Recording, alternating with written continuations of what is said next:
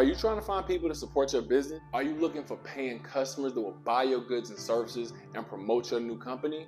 You got 4 minutes? We got you. So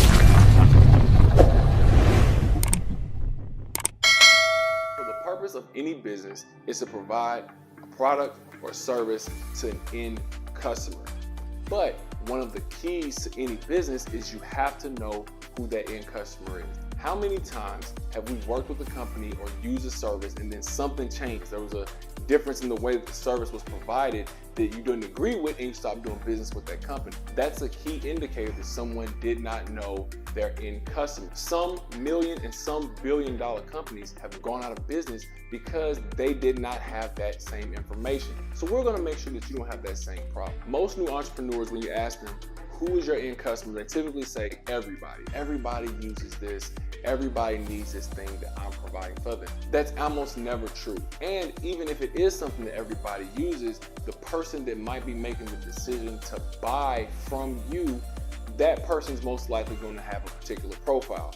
We go over that more in depth in the customer section of your business cheat code bundle. For example, everyone uses plumbing for one reason or another. A plumbing company I worked with, we would try to get contracts with apartment complexes. One of the conversations that I had with the owner was, I would ask him about who he thought the end customer was. He would always say the tenant. Well, yes, the tenant is the one that uses the sinks and the toilets and the showers, but the person that's making the decision to use his company was typically the people at the leasing office or property management company. So once we realized it was either property management companies or people that worked at leasing offices, we had a very descriptive, very particular customer profile that we could be very aggressive with targeting. And more than that, we had a deeper understanding of what that person's value system was.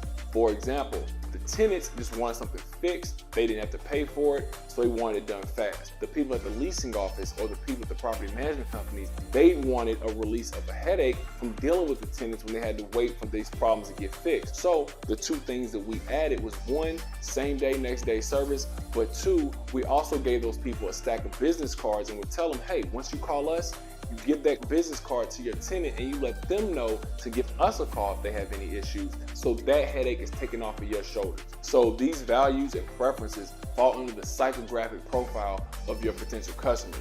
Now we added that along with the demographics to where you can really get a good look at who it is you're actually selling to, so that you don't waste as much money on marketing or making products and services that most people don't actually even want. Like always, if you have any business related question, feel free to drop it in the comments and we'll get that answered to you as quickly as possible. What's the bottom line?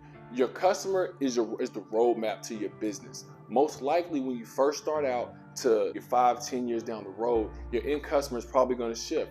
How you advertise to that person is probably going to shift.